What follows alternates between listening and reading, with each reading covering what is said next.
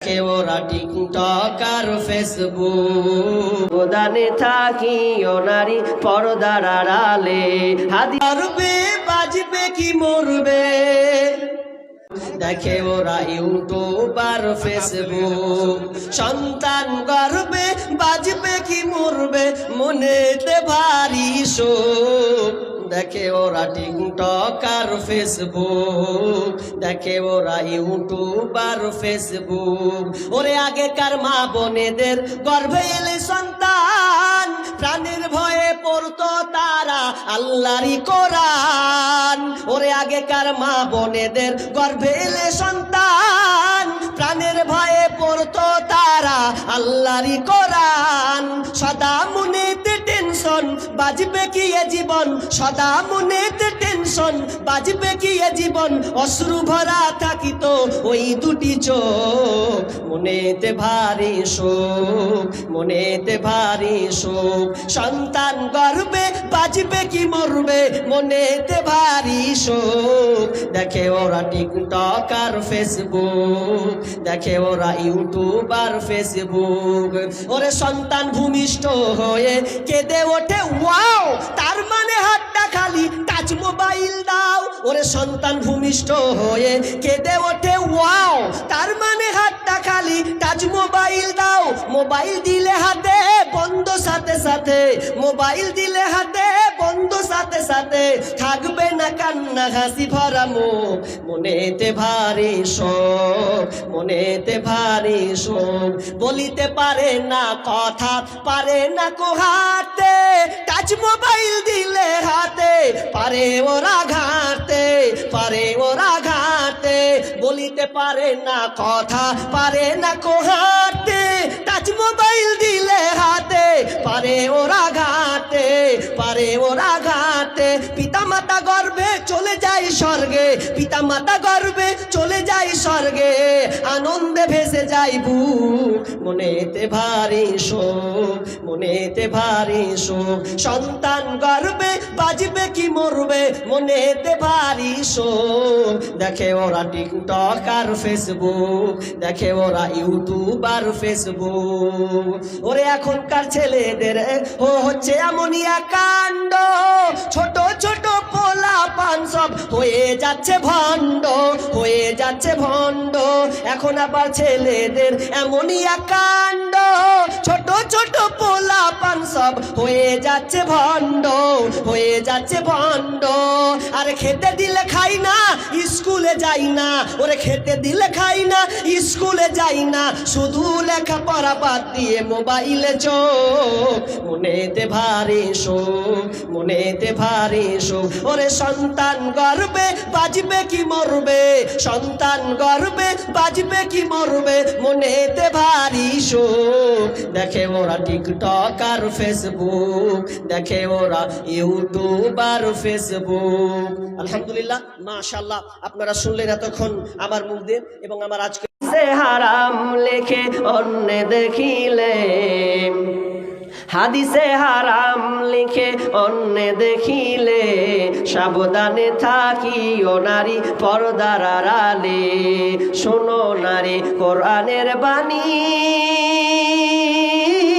যেও না গো পর্দা ছাড়ি শোনো নারী কোরআনের বাণী যেও না গো পর্দা ছাড়ি সুপারিশ করবেন না নবী দায়ুস হইলে সুপারিশ করবেন না নবী দায়ুস হইলে সাবধানে থাকি ও নারী পর্দার আড়ালে সাবধানে থাকি ও মা বোন পর্দার আড়ালে আজকালের নারী গণে স্বামীকে তার ঘরে রেখে আজকালের নারী গণে স্বামীকে তার ঘরে রেখে মার্কেট না দোকান মার্কেট না গেলে মন না তার ভরে বাজার না করলে তার মনটা না ভরে সাবধানে থাকি ও নারী পর্দার আড়ালে সাবধানে থাকি ও নারী পর্দার আড়ালে মেয়ে পর্দায় থাকার চেষ্টা করো। মিডিলে একটা কথা বলি, আপনাদের এইদিকে হলুদ মাখার প্রথা আছে? আছে গো? আস্তাগফিরুল্লাহ, হলুদ মাখা মনে হচ্ছে সুন্নাত। এমন করে হলুদ মাখছে, মনে হচ্ছে হলুদ মাখা সুন্নাত। কে কে হলুদ মেখেছেন হাত তুলেন তো ভাবির কাছে। আছেন এরকম? লজ্জায় তুলছে না গো? খুব ভালো নাকি? ভাবিতে হলুদ মাখিয়ে দিয়েছে না?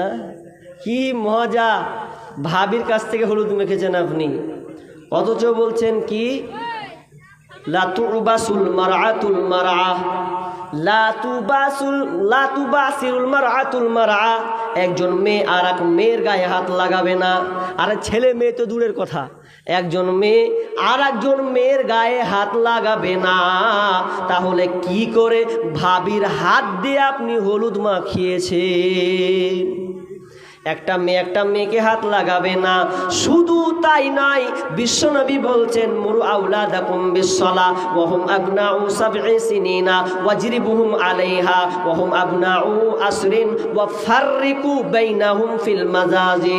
শেষ অংশ, ওয়া ফাররিকু বাইনাহুম ফিল মাজাজি। যদি আপনার ছেলের মেয়ের বয়স 10 বছর হয়ে যায়, একই মায়ের পেটের ভাই বোন, একই মায়ের পেটের ভাই বোন যদি 10 বছর হয়ে যায়, তাহলে বিষ্ণু বলছেন খবরদার ওই দুই ভাই বোনকে ভাই বোনকে একসাথে ঘুমাতে দেবে না, একসাথে ঘুমানো যাবে না।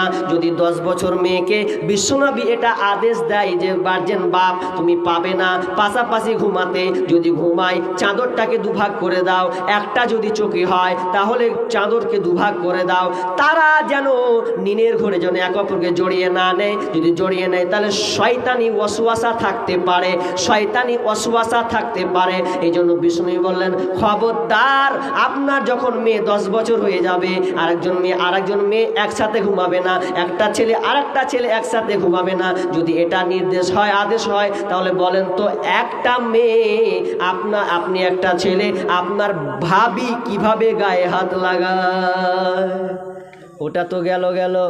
আর একটা নতুন জিনিস দেখেছি, আপনাদের এদিকে আছে কি নাই তো আমি অবাক হই, এখন আর দেখতে পাই না, খুব গালি দিই দেখলে, চরম বকিবলিতা করি। সেটা হচ্ছে বেটির যখন বিবাহ দিয়ে দিচ্ছে, শ্বশুর বাড়ি চলে গেছে, তারপর দিন দেখছি ওর মাকে দেখছি তারপর দিন পড়া আছে। আপনাদের এদিকে আছে এটা নিয়ম? মানে মেয়ে যে হলুদ শাড়িটা পরে, হলদি মাখা কাপড় পরে না, তো ওই কাপড়টা যখন মেয়ে শ্বশুর বাড়ি চলে যায় তখন কে পরে? ওর মা। আমি বলছি ওর মায়েরও বিহা লাগলো নাকি? ব্যাপারটা কি? ওর বেটি পড়লো আগা দিন, তারপরের দিন ওই পড়ছে। তো আমি জিজ্ঞেস করছি এ প্রথা কোথায় পেলো, এর রেওয়াজ কোত্থেকে এলো? গবেষণা চালাই তো দেখি তো একবার। একে লাগালাম, ওকে ফোন করলাম, একজন আমাকে হোয়াটসঅ্যাপে পাঠালো যে এটা কেন চালু হলো। তিনি একটা গুগলস থেকে একটা বের করলেন তথ্য। কি তো বলছে, হিন্দু যারা, ওই হিন্দুরা যেদিন বিবাহ হয় ওরা হলুদ কাপড় পরে। তো হলুদ কাপড় কেন পরে জানেন? যে তাদের ভগবানের মধ্যে কৃষ্ণ ভগবান, এই কৃষ্ণ ভগবানের পছন্দনীয় রং হচ্ছে কি? হলুদ। আর যেদিন বিবাহ করবে সেদিন ওই হলুদ পোশাকটা পরবে আর তার ভগবানকে সন্তুষ্ট করবে, ভগবানের কাছ থেকে দুয়া নিবে যে দুয়া দেন আমার জন্য মঙ্গল হোক, যেটা আমি বিবাহটা করছি, দাম্পত্য জীবনে যাচ্ছি, এটা আমি ঈশ্বরের আশীর্বাদ পাওয়ার জন্য। তো তুমি আবার কোন হিন্দু হলে যে কৃষ্ণ তোমার জন্য আশীর্বাদ করবে? চলবে না, এটা থেকে আপনাকে দূরে থাকতে হবে। এটা হলো, এবার আপনি বিয়ে করতে গেছেন, কখান গাড়ি যাবে গো? সুবহানাল্লাহ। বোলেরো গাড়ি 10 খান না হলে হয় না। তো 10 খান গাড়িতে কি হয়? এক খানের ভাড়া হচ্ছে 2000 3000, এত টাকা করে ভাড়া, যা লাগবে দিবে। চাপ না, পড়াশোনা করে চাপলো, আবার চ করে ঢুকে গেল বরযাত্রী। ঢুকার পর এবার যখন বিয়েটা লাগছে তো মোহর কট্টি হচ্ছে, গাল চুলকেচার করেছে 2000 টাকা করে, 2000 টাকা করবে আর ওই 8000 টাকা বাকি রাখবে, নাহলে বাকি লয়। আর গাড়ি কয়খানে সেওয়ার 10 খানটা বোলেরো গাড়ি ঢুকেছে ওর। আর মোহরের বেলায় দেখছে শালা 2000 টাকা তোর কপালে ঝাঁটা। তুই 10 খান বোলেরো করতে গেলি কেন? যদি 4 খান করতিক, 2 খান করতিক, তাহলে এই 5 খানটার দাম দিয়ে তো 10,000 হতো। হে মোহরটি যে 10,000 হতো, মোহর দিচ্ছি না, আমরা মোহরটাকে আমরা ছোট্ট মনে করছি। অথচ আল্লাহ সুবহানাহু ওয়া তাআলা বলছেন ওয়াতুন নিসা সাদাকাতিহিন্না নিহলা, যারা বিবাহ করবে খুশি মনে তোমরা আনন্দ চিত্তে তোমরা মোহর দিয়ে দাও। আনন্দ চিত্তে মোহর দিবে, মোহর গলা হয়ে যাচ্ছে এত কম যে বলার কথা নয়। মোহর আপনি বাকি করতে পারেন, অসুবিধা নাই, আপনার অনুকূলে কুলাই না, আপনি পারছেন না, তখন আপনি বাকি করুন। আপনি 20 খান বোলেরো করেছেন আর প্যান্ডেল করেছেন 50,000 টাকা খরচ করে, মোহরের বেলায় কেন 2,000 টাকা হবে? কত বড় তুমি বেঈমানি কাজ করো, তোমাকে তো ভাবা উচিত ছিল। বিষ্ণু বলছেন বিয়েটা শর্টকাট করো, শর্টকাটে বিয়ে করো, ওটাতে বরকত বেশি আছে। কিন্তু আমরা শর্টকাট নয়, আবার যত লম্বা পারিস কর, তারপর দেখছি বিয়ে করেছেন লম্বা না। মোহরটাকে আপনাকে কম করতে হবে। এই হলো মোহর কম দে, বলছে মেয়ের বাপ কাটি দেবে, বলছে এখন বুলেট গাড়ি। এর বলা ঠিক আছে, মোহর কম আর বুলেট গাড়ি নিয়ে নেবে। আদেশ করিলেন আল্লাহ পবিত্র কোরআনে, বিবাহ করিতে যত আদম সন্তানে। কোরআনে যদি আল্লাহ আদেশ না করিত, মানুষের বংশ সব ধ্বংস হয়ে যেত। কিন্তু হাই বর্তমানে হতেছে এমন, বর্তমানে বেটার বাপ নিচ্ছে কত পণ। কেউ বা সোনা দানা নিচ্ছে, কেউ বা টাকা করি, কেউ বা জমি জায়গা নিচ্ছে, কেউ বা নিচ্ছে বাড়ি। আরো কত বাপজি বলছে নিব না কপন, বেটা বেটি সাজিয়ে দিক বিহাই আপন। হচ্ছে না এরকম? লুকিয়ে রাখছে ও। এক গেলা বলছে যে আপনার জামাইকে কি দিবেন, বা জামাই বেটার বিয়ে দিব, তো জামাই কী নেবো না নেবো ওগুলো আমি কিছু বুঝি না, মানে হাজি হজ করে এসেছে তো। তারপরে বলছে যে কী লেনদেন হলো, বলছে আমি ওগুলো জানি না, আমার জামাই জানে। আর জামাই যেটা করবে ওটাই, মানে নিজে ভাল নেবে না, জামাই ঘরে ফেলে দিলে যে যাক বুলের গেলা যদি হয়। নিজে কত সাধু সাজছে দেখেন। বর্তমানে বেটার বাপ এমনি হারাম খোর, হাইরে বেটার বাপ তুমি এমনি লোভী হলে, টাকার বিনিময়ে বেটা বিক্রি করিলে। কত লোকের মুখে শুনি বিক্রি হয় পাঠা, পাঠার মতন বিক্রি করলে তোমার নিজের বেটা।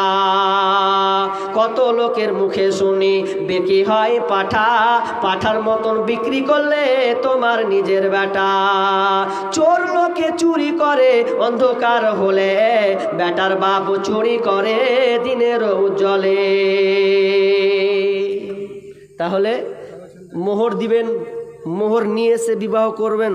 খবরদার আপনি যৌতুকের কথা বলবেন না যে এত টাকা নিব তারপরে বিবাহ করব। যদি করেন তাহলে আপনি 1 নম্বরে পাক্কা সবচাইতে বড় হিজড়া। কেন আপনি নিতে গেলেন? তওবা করেন, জীবনে কোনোদিন মেয়ের বাপ কাছ থেকে আবদার করবেন না যে আমাকে এত টাকা লাগবে, নচেত বসবো না। সব অভিশাপ লাগবে আপনার উপরে।